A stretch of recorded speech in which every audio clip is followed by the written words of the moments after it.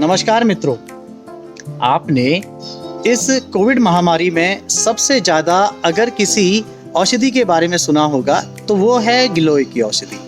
मित्रों, इस गिलोय के बारे में आप सब लोग काफ़ी कुछ जानते हैं और इसके औषधि प्रयोगों के बारे में लगभग समस्त लोग जान चुके हैं।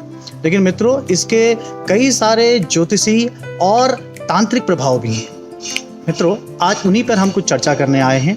मित्रों, यदि आपके घर में वास्तु दोष है और आपको लगता है कि आपका कोई भी कार्य समय पर कंप्लीट नहीं हो पा रहा, तो आप एक काम करें। आप इसकी जो जड़ है, इसकी जड़ को आप 1 इंच टुकड़ा यानी इतना करीबन टुकड़े को साथ में लीजिए। इसके साथ अपामार्ग की जड़ को और नागफनी की जड़ को, साथ में चिया और कुकुरौंदा की जड़ को साथ में लीजिए। इन सारी जड़ों को जो 1-1 इंच की हैं, इनको आप एक गठरी बना करके आप घर के चारों दिशाओं में गाड़ दीजिए। यदि जब आप इनको गाड़ देते हैं तो गाड़ने के 41 दिन के अंदर अंदर जो भी आपका वास्तु दोष है वो ठीक हो जाता है और नवग्रहों से संबंधित जो भी दिक्कतें आपको आती हैं वो भी ठीक हो जाती हैं। मित्रों, इसके अलावा यदि आपके घर में अलक्ष्मी का वास है, यानी कि आपके घर में पैसा रुकता नहीं है, तो भी ये औषधि सबसे ज़्यादा काम की है।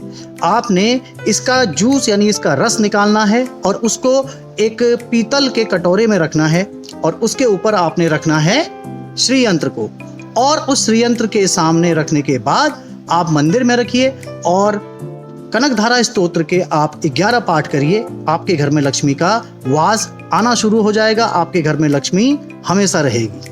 इसके अलावा इसके जो सबसे ज़्यादा प्रयोग किए जाते हैं वो नज़र दोष पे किए जाते हैं। यदि आपके घर में कोई छोटा बच्चा है और उसको नज़र बार बार लग जाती है, परेशानी बार बार आ जाती है, तो आपने एक काम करना है। ये जो गिलोय है, इसके आपने बहुत छोटे छोटे टुकड़े यानी माला बनाने जितने टुकड़े जो होते हैं, ये कुछ इस प्रकार से आप काटेंगे।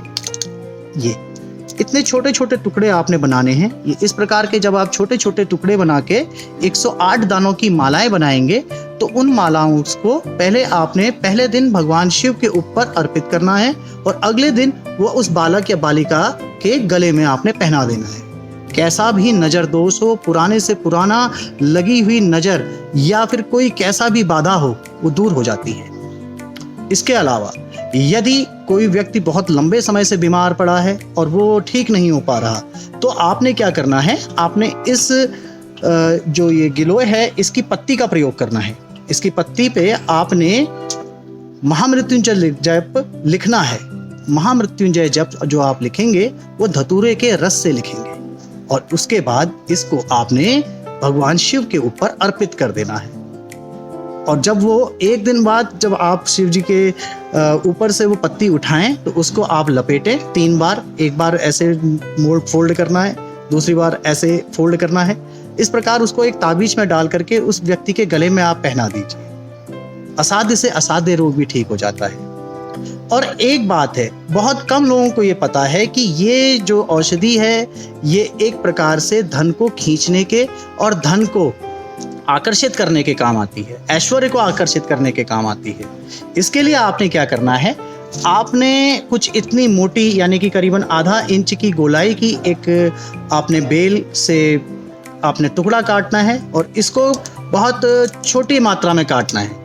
इतने से मात्रा में आपने उसको काट करके आपने शहद के अंदर डालना है और साथ में 21 दाने सफ़ेद गुंजा के डाल करके अपनी तिजोरी के अंदर उस शहद को रखना है।